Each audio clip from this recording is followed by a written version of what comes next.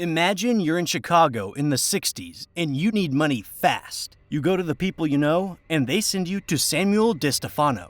He'll definitely help, they assure you, because this guy lends to everyone, even the most unreliable suffering drug addicts. Can he be relied on? Of course, they tell you. Sam DeStefano may be a known criminal, but his business is protected by a bunch of corrupt cops and politicians. You have no other options, so you go to the one called DeStefano. If you're lucky, you just meet with him, calmly discuss all the terms, and get your money. If you're less lucky, you'll witness another DeStefano rampage and realize he's not nicknamed Mad Sam for nothing. He may meet you in his pajamas and even expose parts of his body that aren't supposed to be exposed, or start praying to the devil and roll around on the floor screaming. But let's say you're lucky. You leave DeStefano's house with the money and a commitment to repay the debt within a specific time frame. Now you can go about your business, but do not forget to pay Mad Sam, because then you risk ending up in the torture chamber of one of the most violent and unpredictable gangsters in history. Meet Sam DeStefano on the other side of the law. Sam was born on September 13, 1909, in Streator, Illinois. His parents, Samuel Sr. and Rosalie, immigrated from Italy and were in the U.S. for 6 years before their first son was born. In all, the couple had 7 children, 3 boys, each of whom would become gangsters in the future, and 4 girls. When Sam Jr. was 2 months old, the DeStefano family moved to the town of Heron, where DeStefano Sr. took a job working in a mine. In 1922, when Sam was 13 years old, there was a strike at the same mine that erupted into a shootout. 21 people died. Most of the survivors left the job and moved out of town. Samuel Sr. was among them. The DeStefanos settled in Chicago's Italian neighborhood, where gangster wars and all kinds of crime were frequent.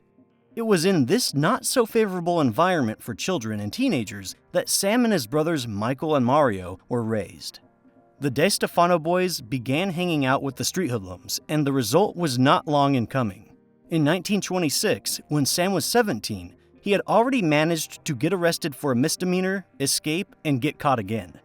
But those were just flowers compared to what he did a year later. In November 1927, Sam and his comrade Ralph Orlando decided to have a night out. They went to a movie theater, spotted an attractive 17-year-old girl there, and dragged her into their car. Together with the captive girl, they drove to a garage where 5 other friends were waiting for them. They took turns raping the girl, although according to some reports, Sam never went his turn because by then the police had caught up with them. This also explains why Samuel only got 3 years in prison, while his accomplice, Ralph Orlando, got all 10. DeStefano was released from prison in 1930 and joined the street youth group 42 Gang, together with his brothers. According to some reports, the name was so because the gang included 42 members during its heyday. Many reputable gangsters, such as Sam Giancana, Frank Caruso, and others later emerged from the 42 Gang. Members of the group were engaged in robberies, racketeering, assaults, and even murders. It was here that Samuel met his associates. In August 1932, DeStefano participated in a grocery store robbery and was chased. A police shot grazed him, but did not prevent him from getting rid of the cops and reaching the hospital. His serious wounds raised questions from the staff, but Sam refused to answer them and avoided capture. In 1933, Samuel and other members of the 42 Gang became famous for robbing a bank in New Lisbon, Wisconsin. DeStefano and his associates were chased again, and at the most inopportune moment, the gangster's car broke down. Members of the 42 Gang jumped out of the car and rushed into the woods.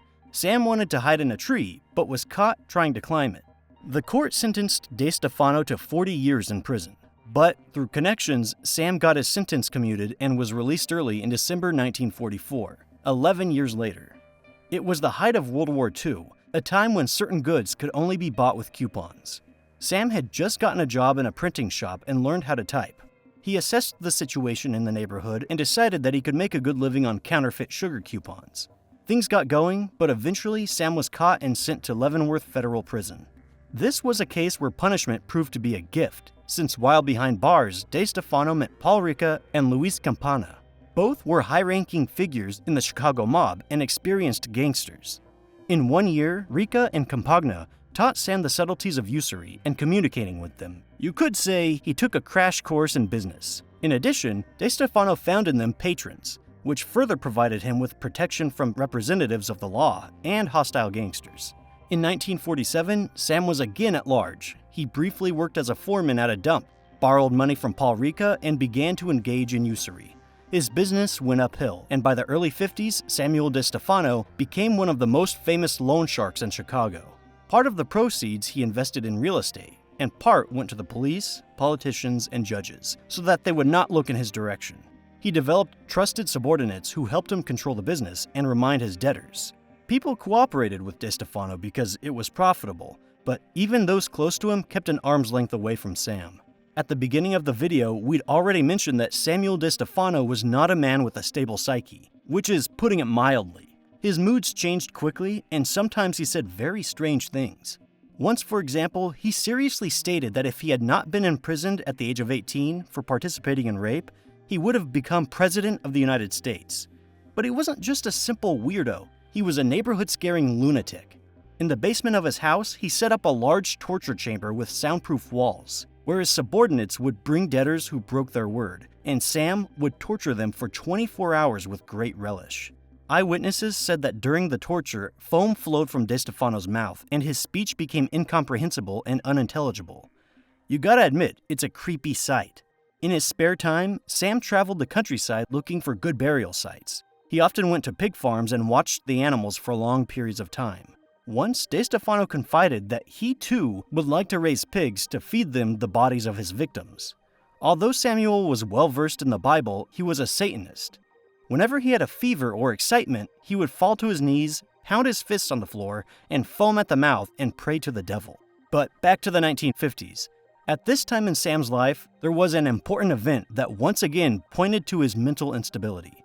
Recall that he had two gangster brothers, Michael and Mario. The gang had no problems with the latter, but Michael was too soft for his trade. Those around him saw this, and he himself noticed it, and became desperate. Michael chose to muffle his negative emotions with illegal substances, fell into a strong addiction, and became a burden to his associates. By 1955, everyone was fed up with it, and they decided to take him out. It is not known for sure if Mario was involved in the murder. That Sam had a hand in it is undeniable. He killed his younger brother, and then dragged his body home and washed it in the bathtub, conducting a kind of soul purification rite. Michael DeStefano's body was found dressed in a suit in his car, and it didn't look like Sam was remorseful. When he was questioned by investigators as a murder suspect, DeStefano laughed. Michael's case was closed with money and connections, and Samuel got away with it. Curiously, years later, that boomerang he threw would strike DeStefano back. But more on that later.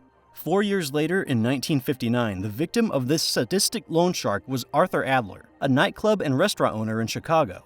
He failed to pay his debts when due and ended up in Mad Sam's torture chamber. DeStefano mercilessly abused him for 3 whole days until the poor man died of a heart attack. Sam ordered his corpse to be thrown into the sewers. It was the cold season and the body froze, but it was found during the spring thaw. After learning about the incident, the police dramatically revised their views on the loan shark DeStefano. They began to realize what kind of psychopath they were dealing with. In the 60s, Sam's affairs began to deteriorate badly. But before we talk about that, let's digress for a moment and look at his everyday and family life. DeStefano's clients were from all walks of life, from poor addicts sitting on the needle to famous businessmen and lawyers. And of course, the police received their percentage from Sam, by which he was able to develop a foolproof scheme to extract money. First, the police caught some gangsters. Then once arrested, Sam offered them a deal. He'd help them get out of jail, and they'd become his debtors. But these weren't debtors like in The Godfather. Gangsters were obliged to eventually pay DeStefano a decent amount. It's known that for a case of robbery, Sam charged $800, and for assaulting a person, $1,500. Once he even helped a murder convict get off with $20,000. At the time, this amount of money could buy a nice house for a large family. Over time, the practice became so common that police officers who knew him would bring a captured criminal straight to DeStefano's house rather than to a cell. If the arrestee agreed to the deal, Sam would bribe the judges and they would dismiss the charges. Until the debt was paid, DeStefano gave the person complete freedom, believing it would make them more invulnerable to the police. In general, he sometimes reached into his trick basket and proved that he did have some intelligence. For example, he could often be seen wearing large glasses with thick lenses, which made Sam look half blind. In fact, his eyesight wasn't that bad, and he would trick people around him into thinking that he didn't notice certain details when he took off the glasses. Or here's another example. One day a man borrowed several $1,000,000 from DeStefano. Sam gave him a gold watch with his name engraved on it. According to him, if the police found the guy's body, the watch would lead them to believe that the dead man was friends with DeStefano and take suspicion away from Sam. If customers tried to elude him, DeStefano would track down their wives, who, out of fear of their lives and for their children, always helped find their spouses. Sam himself had a wife named Anita and 3 children. They lived in a beautiful country house with many mirrors. This was another of Sam's oddities, as he liked to saunter in front of them and look into his reflection. DeStefano's family, like his associates, had a hard time with him. His daughters, for example, could often see their father in pajamas that didn't hide his manhood.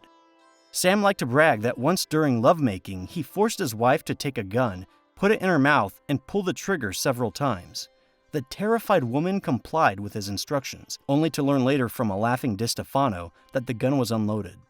One time, Sam and Anita had a big fight, and an angry DeStefano caught a dark-skinned man on the street, pointed a gun at him, and forced him into his car. Sam took the stranger to his house and forced him and Anita to please each other while he watched from a corner. The police and FBI agents had seen enough of his antics. He also appeared in front of them in lewd pajamas and pleasured himself in front of their eyes. There was one occasion when the officers came to discuss a murder Sam had been involved in, and DeStefano became furious. He summoned his wife and children and shouted that if he was really guilty of this murder, God would immediately give his family eye cancer. But the pinnacle of it all is probably the coffee story. FBI agents, led by Billy Romer, came to Sam's house one day to ask about the notorious murder of Arthur Adler. They talked not only about Adler, but about DeStefano's business in general, and the gangster brought them coffee. One of the agents remarked that the coffee had an unusual flavor, and a satisfied Sam boasted that it was a special Italian roast.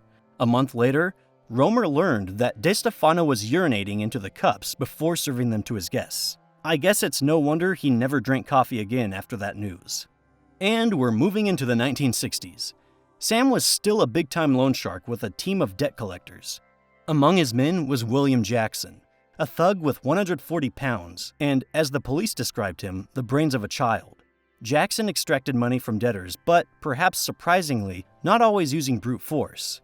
He preferred to punish Sam's irresponsible clients by raping their girlfriends and wives, and the cost was very high.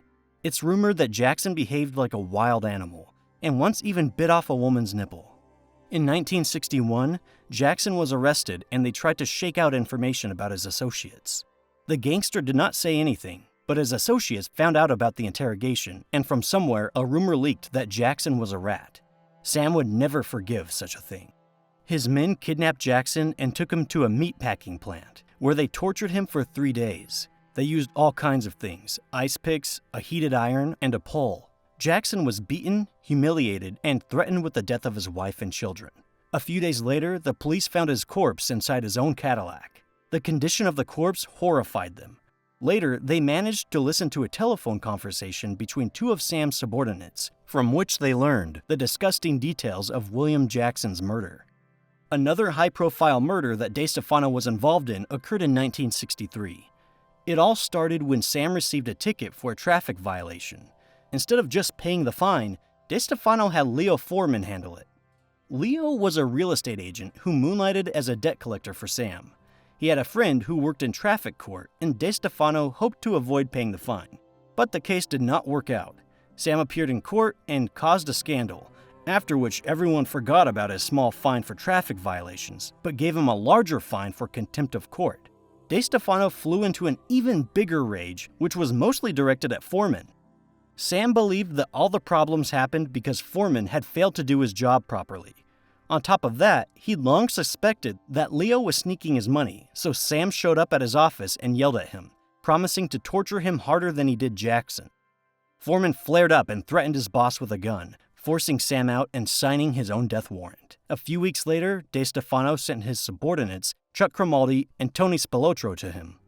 Grimaldi and Spilotro led Foreman to DeStefano's house, assuring him that the boss wanted to apologize for his behavior. And then, I think you've guessed it, bound hands to the torture chamber. First, he was tortured for hours on end by Mario DeStefano, and then Sam took over that role. Foreman was beaten and shot in the head. Police found Foreman's body in the trunk of his own car a few days after the murder. The same years also saw the scandalous case of Peter Cappelletti. Also like Foreman, Cappelletti was one of Sam's debt collectors. Once, after receiving $25,000 from DeStefano's debtor, Peter decided that he had done enough work for the madman and tried to make off with the money. Sam's men caught him in Wisconsin and brought him to the familiar torture chamber.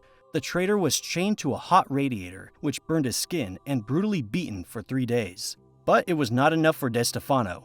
He organized a party at his home, where he invited many guests, including the Cappelletti family. In the midst of the party, Sam's men went down to the torture room, urinated on the prisoner, and dragged him out into the open, naked, burned, and beaten. Cappelletti's wife was horrified, and she begged DeStefano to spare her husband, and agreed to pay him twice the amount he had stolen from Sam. Naturally, all the events drew public attention to the image of DeStefano. A Chicago Tribune reporter named William Dougherty wrote a denunciation article about Sam. In retaliation, DeStefano tracked down the reporter on the street and followed him home while pointing a gun at him. Sam threatened Dougherty with the death of his wife and children at length, then smashed the windows out of his car and left.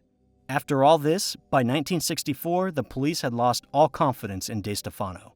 The benefit he was bringing to his partners, i.e. lots of money, could easily come from other gangsters who were more discreet and mentally sound.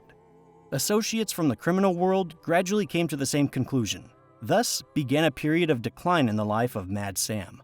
In 1965, the trial of Leo Foreman began. Sam's subordinates, Chuck Cromaldi, who took part in the murder, acted as an informant and testified against DeStefano. Sam was found guilty and sentenced to 3 to 5 years in prison. In 1972, DeStefano, who was already back out of prison, met Cromaldi and began threatening him with death for his betrayal. For this, in February of that year, Sam was sentenced to 3.5 years in prison. Shortly thereafter, DeStefano was also charged with illegal possession of firearms. Sam's courtroom appearances turned into a circus almost every time. DeStefano was brought there on a gurney, often dressed in his famous pajamas. For some reason, Sam took a tape recorder with him and would jot something down, sometimes shouting nonsense and cursing, interfering with the proceedings and driving the judge crazy. Every day, he became more and more insane, and soon the other gangsters recognized that he had lost his grip and had become a liability. His babbling and rowdiness was putting his associates in danger.